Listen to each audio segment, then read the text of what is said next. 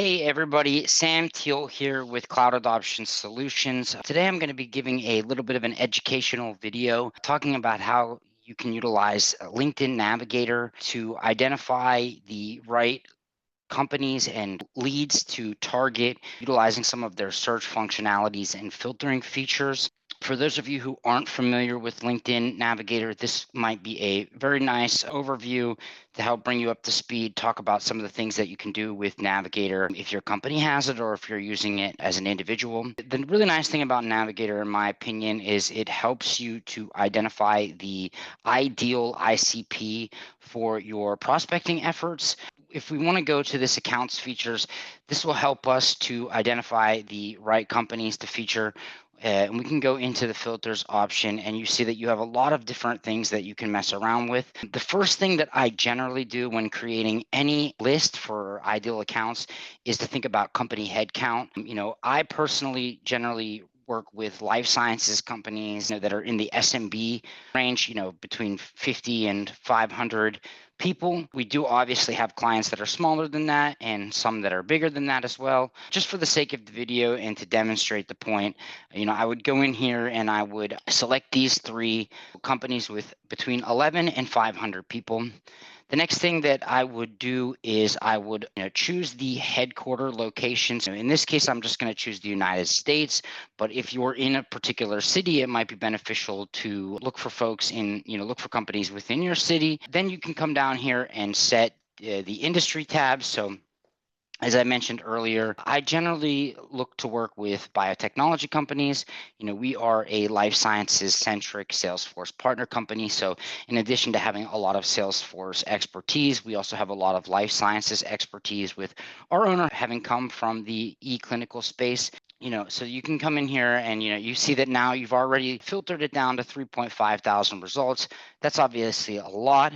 So let's look at some of the other ways that we can fine tune the list and find, the right fits to prospect to, because obviously when you're prospecting, time is really valuable and you want to be efficient and make sure that you're not wasting time reaching out to candidates that aren't ideal. So, one challenge that you often confront when you're prospecting to life sciences companies is you come across a lot of companies in pharma and in biotech that are non-commercialized. What I mean by that is that they're developing some kind of drug or some kind of treatment, but they're not actually selling anything as of present. So they don't have a sales team or a sales operations team.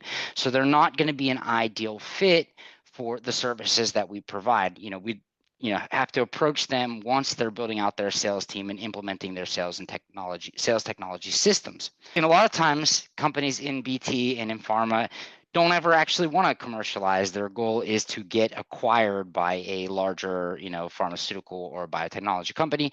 So they have no plans to ever commercialize. So when I first was using Nav, I was often running into this issue where I was wasting time prospecting to companies that actually weren't selling anything yet. So that's when you can use this average revenue tab.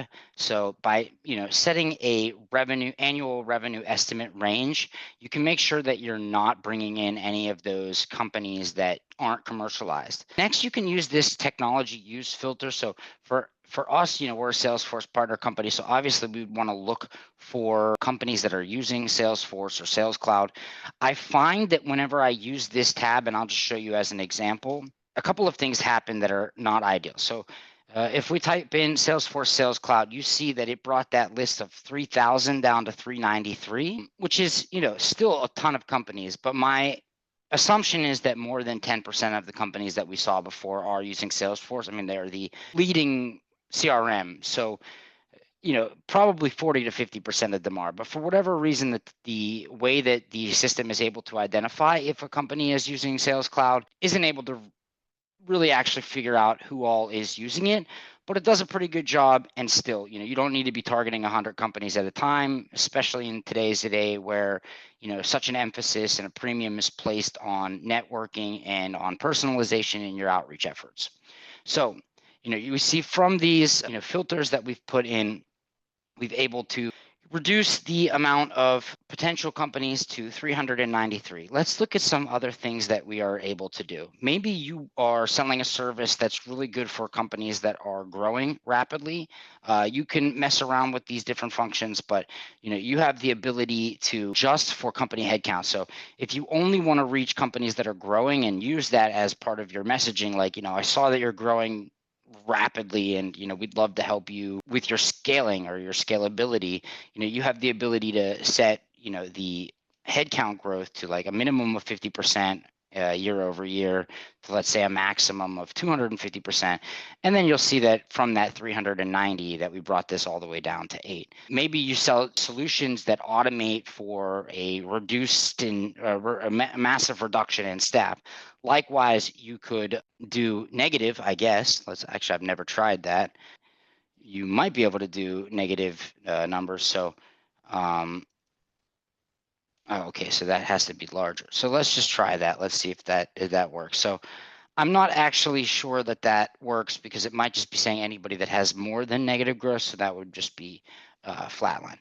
Now, you also have the ability to look for your connections. So if you want to find only companies that you actually know somebody at already. So if you see here now, I've put in has a first connect.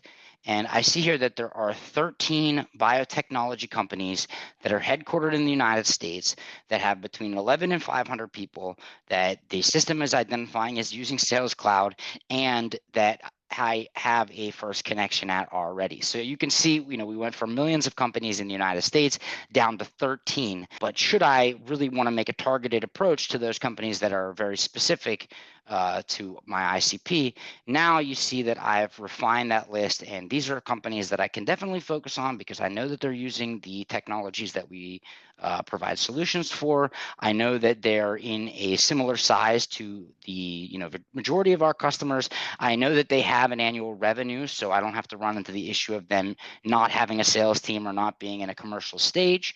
That's just a really quick overview of some of the things that you can do. I'd show you the same for the lead, but I don't want to pull up people's names and information just for their privacy's sake. But it works in a very similar way that you're able to refine a list, based on location, based on job title, based on how many years they've been at the company, are they newly hired, things of that nature. So you're able to do a lot of different things, and it can be a really powerful tool. It doesn't do everything, so it's not going to give you cell phone numbers. It's not going to give you email addresses.